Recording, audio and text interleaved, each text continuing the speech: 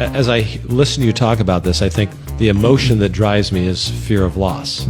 And boy, is that expensive. Universities have come under fire in recent years because of the types of courses that they are teaching. In this episode of the Slow County Real Estate Podcast with Hal Sweasey, JT pitches his idea for a course that would be useful to the populace and should be required learning at even the high school level. The sad thing is, a lot of people who listen to this might not be literate on the principle. Time to go to class, condensed into 23 minutes, with your host, James Bueno.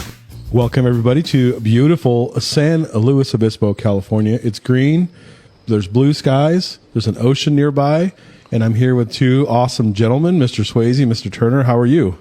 Gentlemen? Yeah, and awesome. Wow. And awesome, all in the same sentence. You had me at awesome. Yeah, distinguished, silver. Distinguished? Silver tsunami. Silver tsunami. It's a silver tsunami. He looked at you when you said that, JT, just FYI. Backs against the wall. The brick wall. Yeah. We need to put some bubble gum. We need to put some gum up. Oh, yeah, make it right? slowish. We should get like a jar of gum. Yeah. And then when you have guests in, like Charmaine was last week, Yeah. Have a chew piece of gum and put it up there. Yeah, that's kind of weird. Maybe a photo. Actually, maybe we should do a photo wall. It's weird, but people go and look at it. Bubblegum Alley. If you think about it. This won't be hot and melty. Summer. Yeah. So anyway, it's a bad idea. We got that. Yeah, okay. bad idea. Let's talk about what we're doing. Let's get rolling. Post-prod I'm with on that. low power mode here.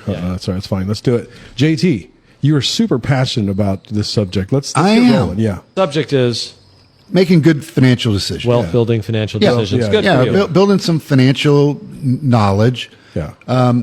When I was getting ready to retire from my first career back in 15 and 16, I wrote a curriculum for a college class on finance. And Jeff sent an email earlier in the week, and it made me think about going back and looking at that curriculum. And I thought, this might be a good topic for us today. Yeah. Are you an investor or a speculator? What do you think the difference between the two is? Now and later. Do you want it now or are you waiting? Or you Okay. do you want it now or are you willing to wait? That's a good answer. Yeah. I think investing is more calculated and speculating is kind of more, I would call it similar to gambling. Okay, let me see if I can read this. Yeah. Okay. Gambling. Get that. An investor is long-term, goal-oriented, focused, and disciplined. That sounds about right, doesn't it? That sounds good. And a speculator is abnormally high risk for abnormally high return, and I'm willing to risk it all. I've been to Vegas. Mm-hmm. Yeah. Exactly. Vegas is the easiest example. Sure. But I speculated on some land in the high desert when I was in my 40s. Bought it for 40, sold it for 20. Yes. Great deal, right? go. I bought some stock because one of my insurance agents goes, buy this stock. I'd never heard of the company. At the time, I had $1,500 to my name. That was it. $1,500 worth of stock. 3 years later was worth zero. Oops. So I learned the hard way that for me, I don't want to be a speculator. Yeah. I want to be an investor. And so to be an investor, I have to understand some principles of investing. The financial experts make this seem very hard at times, but there are some basic principles that I thought I'd share and see how, and James, how would this, and Jeff, how would this apply to real estate? Right? Yep. So you ready for my first one? Oh, yeah. This is really difficult. This is high-tech stuff. Okay. Sooner is better than later. Okay, let's take a look at this. Okay. I'm 25 years old, and I'm going to invest $5,000 a year into an IRA. Everybody knows what an IRA is, individual retirement account. And I invest for 10 years, and I quit. So I put 10 times 5, $50,000. At 35, I quit. Now, person number two waits till they're 35 to start, and they put in the $5,000 a year for 30 years until 65. 150 grand. 150 grand. Okay. At age 65, who has more money? Well, I mean, 25-year-old, even though they put in less, I bet, because of the time. Yeah. It would be the guess. Yeah. That's exactly right. But you're going to tell us the real answer. No, that's the real answer. Do you know how much? No, because it depends on the rate of return and all that stuff. Okay, good. But That was a speculator question. From a classroom standpoint, Sure. Right. the starting sooner is better than later. So this, again, difficult stuff. Sooner is better than later. Number 2, time in, not timing. Right. Right? So in the late 1990s, there was a 5-year period where if you were in the stock market, it returned 18%. What do you think the average American earned during that time period? The ones that were in the stock market? Yeah. Less than half of that. Yeah. Yeah. And the answer that I recall is 3. Now, why would 18 become 3? That's about 2,000 market days, that 5-year period that I'm talking about. If you missed the best 10 days of the market, that 18 went to 9. If you missed the 20 best days, it went from 18 to 3. And when you missed the 30 best days, it went into negative territory. Wow. Out of 2,000 days, Out of 2,000 days. 10 days Yeah. went Yeah. to 9% from 18%. Right. 20 days went from 9 to 3. Right. 20 out of 2,000. Yeah. So That's what do most Americans do? The market's going up, I better what? buy in. I better get in. The market's going down, I better what? So Bail out. Bail out. So here's a quiz. This is a pop quiz in the middle of this class. here we go. Okay. I'm a guy who in 2007 had, let's just say $500,000 in a 401k because I started young. In March of 2008, that 500,000 is now 300,000 because what happened?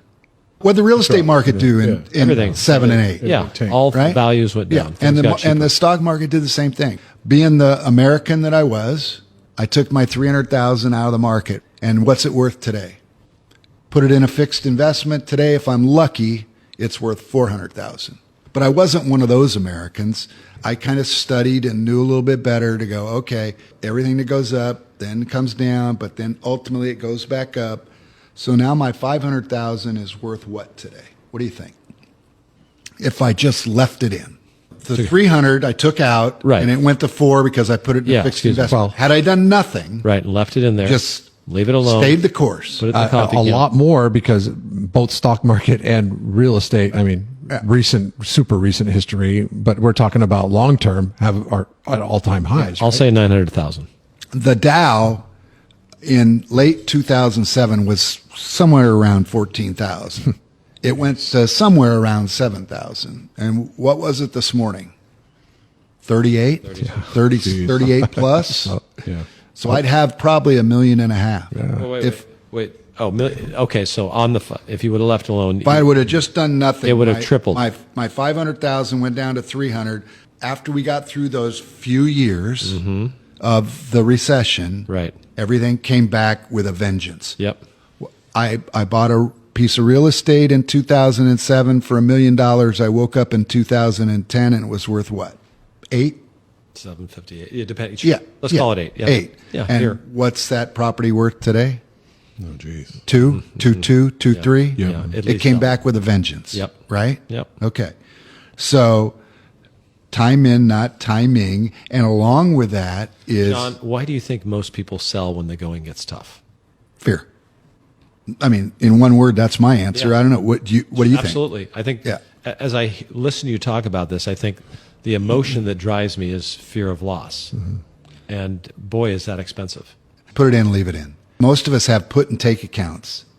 I'm saving for retirement, so I've got it in this account, but the kids need braces. And that's kind of the kiss of death to building wealth, You'd make more money and then you'd always find a place for it. right? Yeah, it just wasn't your place, right? Yeah. And I had to get somebody to do an automatic withdrawal from my bank account. And there was many months that I went, can I put that on hold? And fortunately I didn't. Remember the definition of an investor, focused and disciplined. Yeah. So it comes back to being disciplined. Yep. The next thing I would say to build your expertise is I'll use a couple of terms, but then I'll define them in simple words. One is called dollar cost averaging. And all that means is invest over time. Whether it be monthly or annually. I know that when I started in my professional career, I had money taken out of my check every month that went into a mutual fund account. Yeah. That's dollar cost Because averaging. sometimes you're going in and it's high, sometimes it's low, Yeah. and over time you're going to. Actually, if you dollar cost averaged into the market from 1929 to 1939, the market went down 47% during that 10-year period. Remember, we had the Great Depression. I would have made 5% on my money by just dollar cost averaging. It's a strange phenomenon. And then the second thing is called portfolio rebalancing.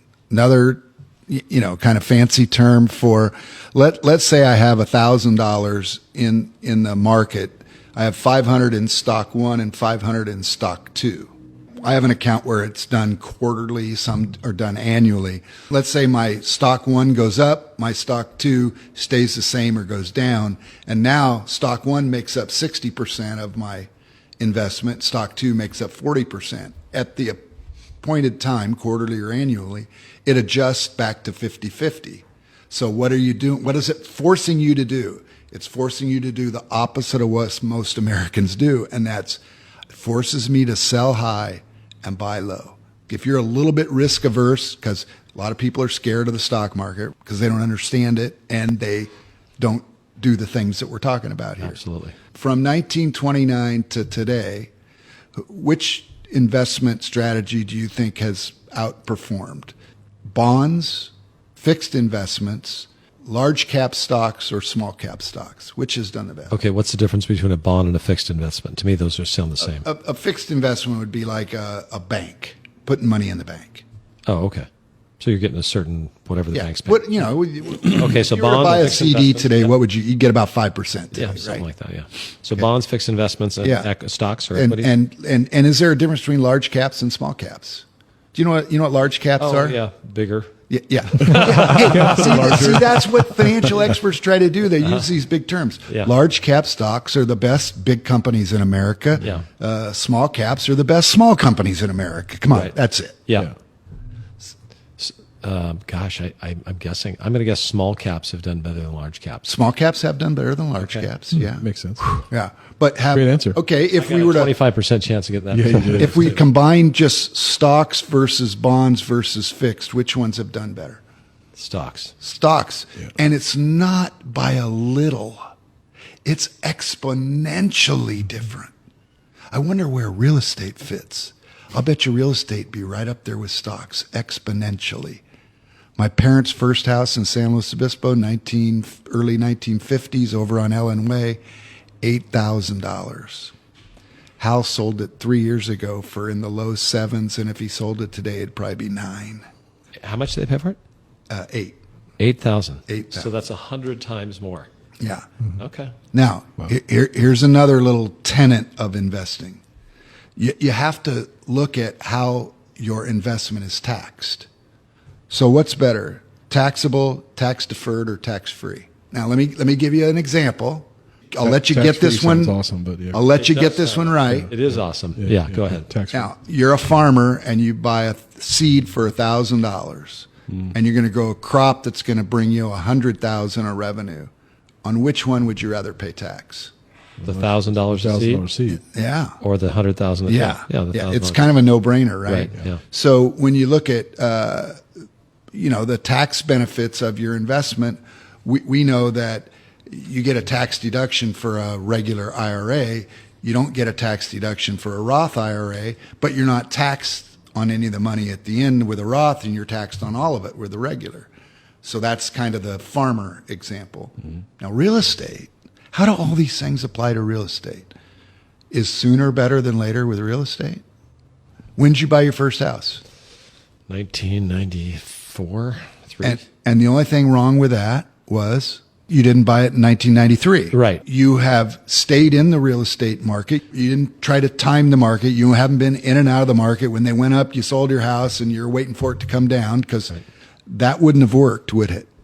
No, but I have flipped a couple of houses with Okay. a contractor, and Well, it didn't well, work out that well. Yeah, yeah. Well, there you were as a But speculator. if we would have kept them, If you'd have been an investor, investor, taking the income monthly and the appreciation, you'd have done great. Way further. Right? Dollar cost averaging in real estate. How would you dollar cost average in real estate? Well, if you were an investor, I'd buy a house this year.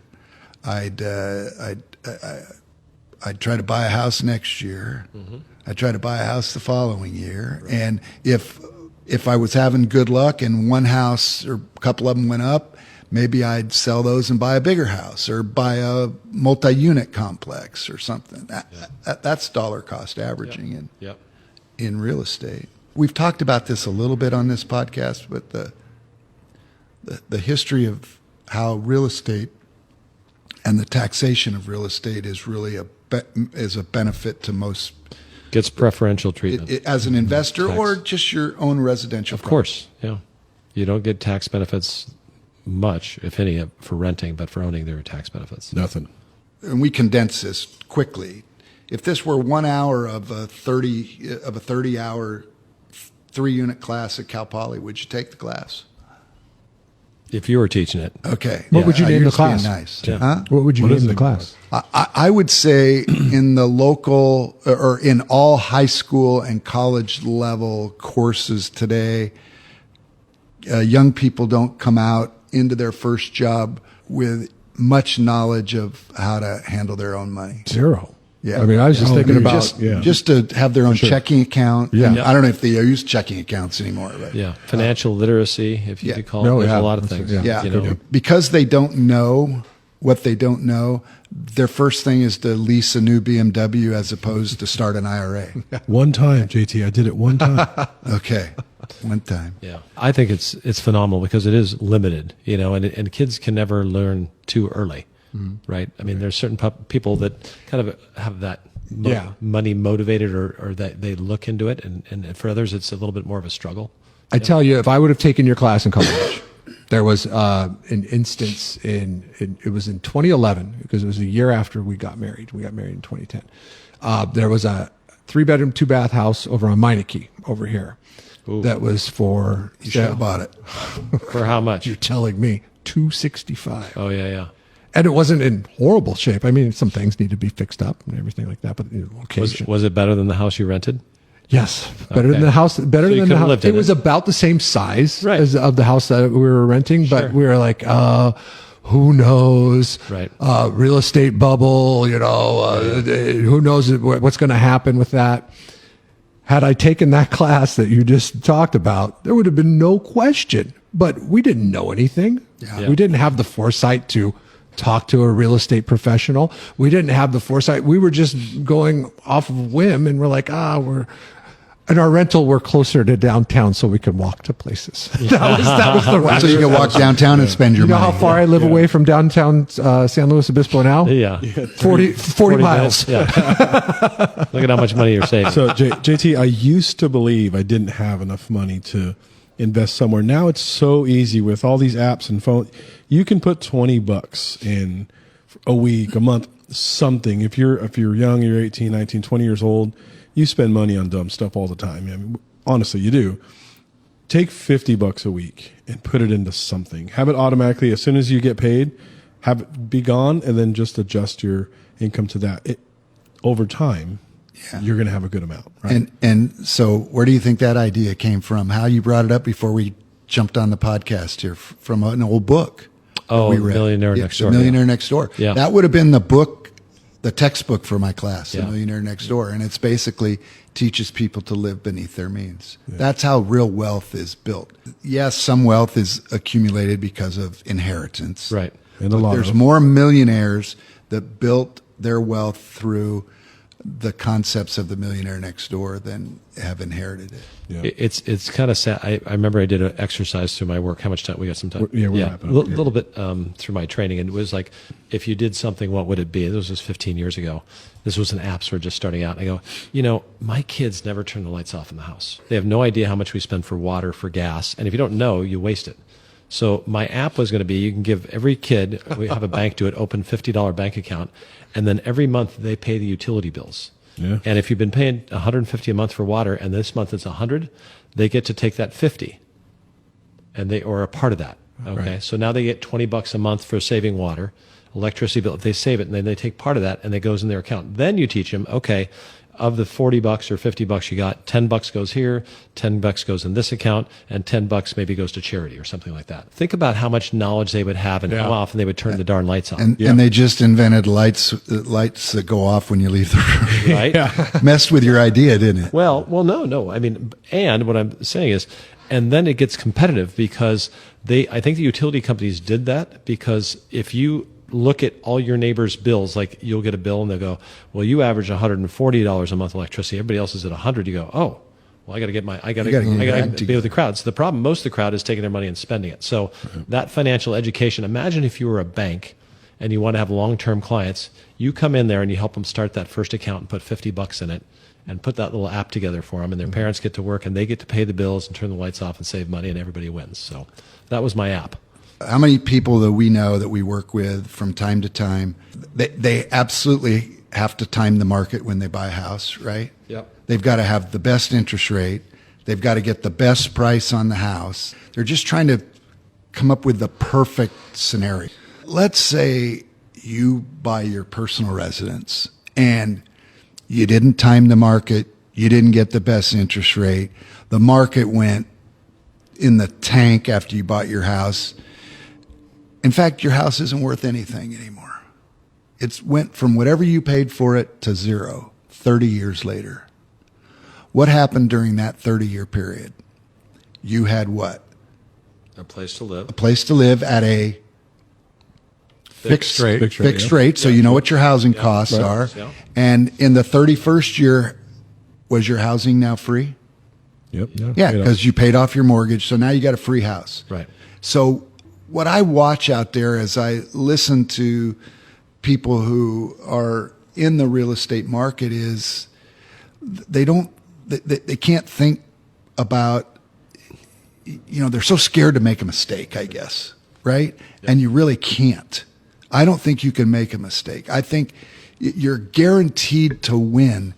Look, is your piece of real estate going to be worth zero in 30 years? Come on, really?